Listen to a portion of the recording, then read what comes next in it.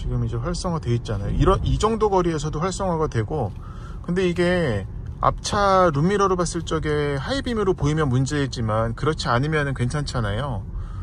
근데 이거 느낌상 앞차와 저 맞은편 차가 봤을 적에 내가 하이빔 켜고 달리는 것처럼 보이나봐. 이게 지금 몇 번 쌍라이트 맞고 그랬네. 네.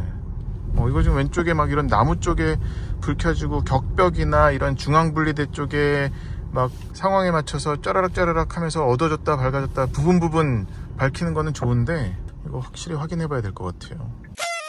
안녕하세요, 카젠TV 시청자 여러분, 이재림입니다. 오늘 자동차는 기아 자동차의 EV4입니다. 오늘의 시승차 컬러는 마그마 레드인데, 이 컬러 너무 예쁜 것 같아. 기아차에서 못 봤던 컬러기도 하고, 거기다 지금 이 노을 지는 때에 봐서 그런지 하루 중에 어떤 해 상태의 분야에 따라서 빛깔이 참 오묘하게 변하는 것 같아요. 지난번 시승행사 때는 보여드리지 못했었던 부분이 있어서 보여드리려고 그러는데, 뭐냐면 바로 자, 여기에 트렁크에 이 실은 게 오토바이 기어백이거든요. 꺼내서 보여드릴게요. 여기 이제 뭐 오토바이 헬멧이나 수트나 부츠나 다 들어가는 거거든요. 그러니까 엄청 큰 거예요. 근데 이거를 두 개를 지금 똑같이 실었는데도 트렁크가 여유가 있네. 그래서 이런 촬영 장비들까지도 전부 실어도 된다. 트렁크가 일반적인 스포트백이랑은 다르게 꼭 생긴 건 스포트백처럼 열릴 것 같이 생겼는데, 그냥 전형적인 세단처럼 이렇게만 열리잖아요. 그래서 그 부분이 짐을 싣거나 뺄 때도 그렇고, 이 머리 부딪히는 거, 짐 넣다가 이렇게 꽝 부딪히는 거, 제가 그때 말씀을 드렸었는데 그거는 그렇게 염려하지 않아도 되겠고, 무엇보다도 수납 공간이 커서 거기다가 얘는 2열 시트가 다 폴딩이 되니까 외건이나 해치백까지는 아니어도 그래도 상당히 훌륭한 적재 공간이 됩니다. 여기 근데 턱이 꽤 생겨요.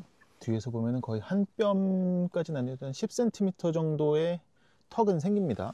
2열 공간은 2열 시승기에서 제대로 보여드리겠습니다. 얘가 그리고 2열도 보면은 이 머리 위를 저렇게 파놨잖아요.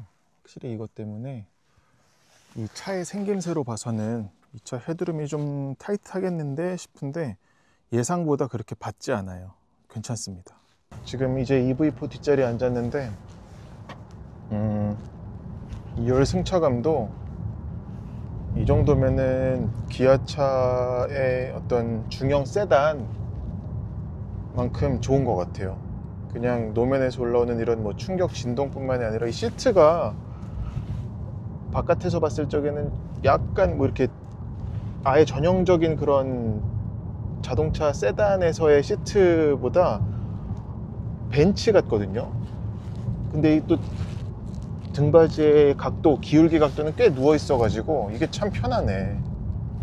물론 몸을 요렇게 약간 이렇게 사이드 볼스터 있는 것처럼 옆구리를 감싸주는 그런 형태는 아닙니다만, 여기도 보면 이 턱이 살짝 있는 정도거든요.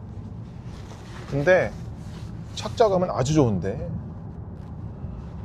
요 발 밑에 이 조수석 앞에 발이 들어가는 거는 물론 뭐 이 시트를 올리면 들어가긴 하겠으나 그 밑에 공간이 그렇게 막 여유롭다라고 할 수는 없겠고, 전기차들이 어떤 시속 뭐 110km까지는 조용하다가 갑자기 한 120에서 확 이렇게 소음이 올라가는 그런 게 있다고 말씀드렸잖아요.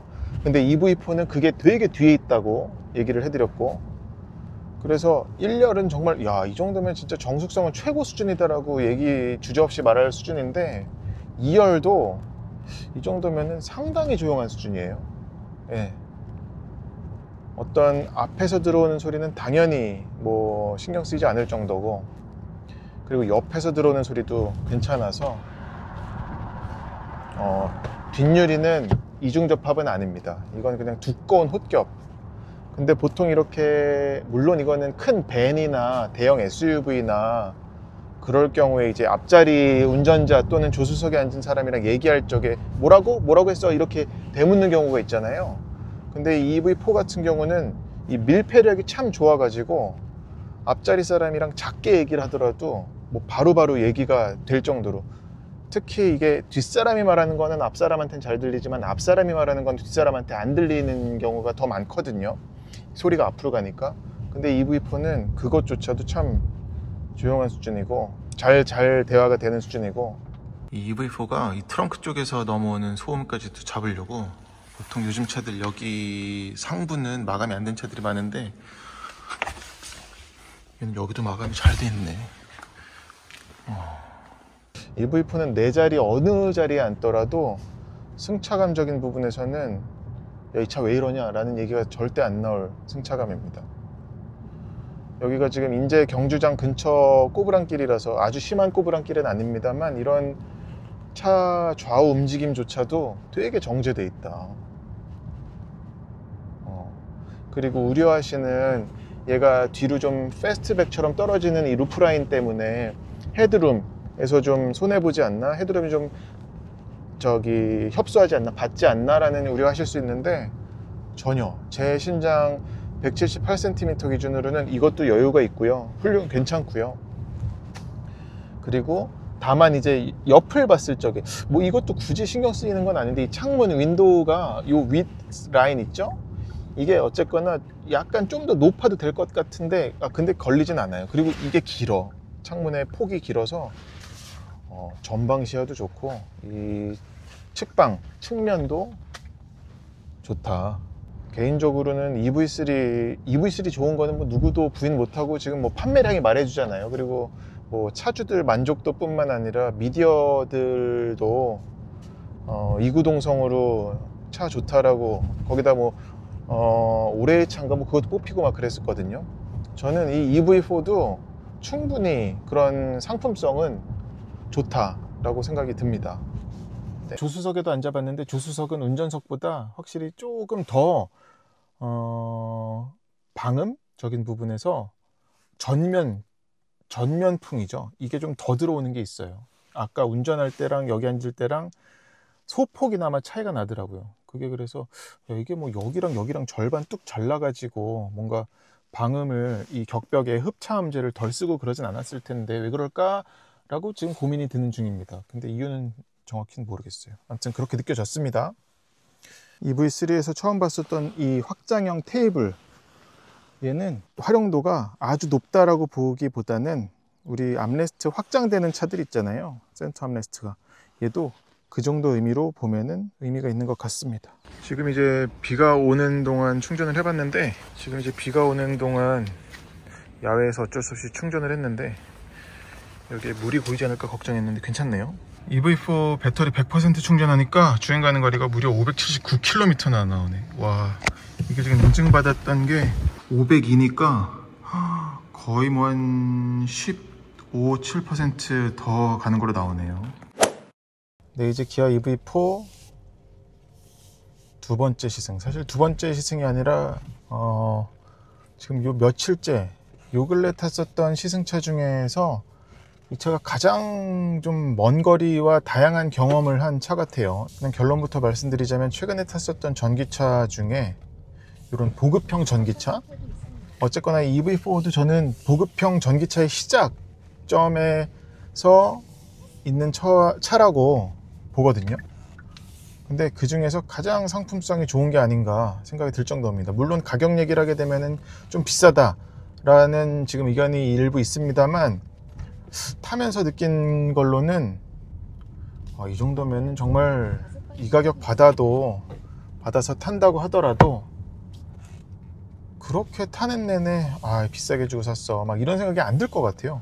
요 며칠 전에 강원도 인제 다녀올 때도 느꼈지만 이 EV4 같은 경우는 장거리 갈 적에 피로도가 극히 낮은, 그러니까 GT카스러운 부분도 있다고 볼 수 있을 것 같아요. 물론 그런, 얘가 PS로 환산하면은 204마력 밖에는 아니고 204마력 최고 출력인데 그게 뭐 고성능, 고출력은 아니죠.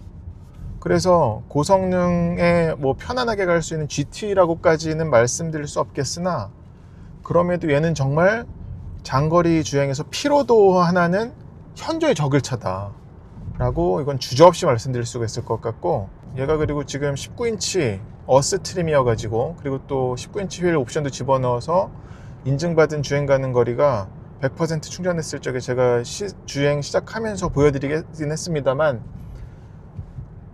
인증받은 게 500 초반인데 찍히는 건 570 이상? 뭐 이렇게 나오더라고요. 주행 가는 거리에 대한 염려는 정말 없겠다. 여기가 지금 속도 방지 턱도 많고 이런 램프, 여기 원형 교차로인데 이 차는 이건 승차감, 이것도 뭐 승차감의 일부라고 할 수 있겠지만 오 좋아.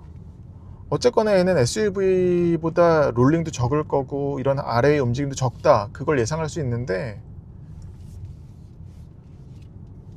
그 이상으로 확실히 움직임을 다스린 것도 다스린 거고,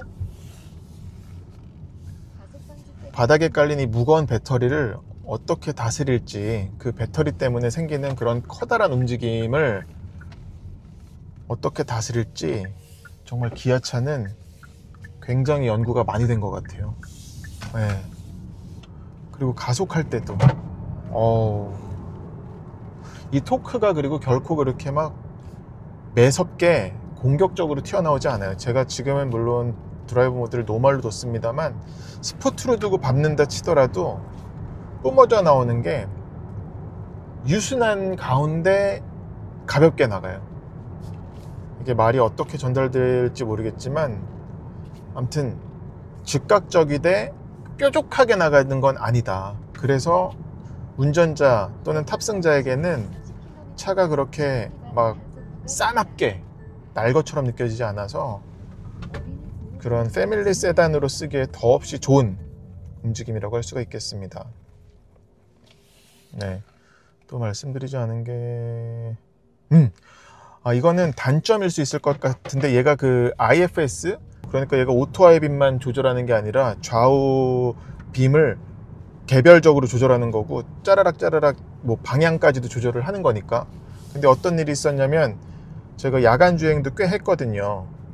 맞은편 차가 엄청 하이빔을 날리더라고. 한두 대가 아니었어요. 이게 그러니까 이거 밤에 한번 찍어봤으면 좋겠는데 나는 그냥 이거 IFS 활성화해서 지능형 헤드램프 활성화해서 가는 것 뿐인데 맞은편에서 오는 차는 저놈이 하이빔 켜고 오네, 하이빔 켜고 달려드네, 그렇게 느낄 만큼 이게 밝은가 봐.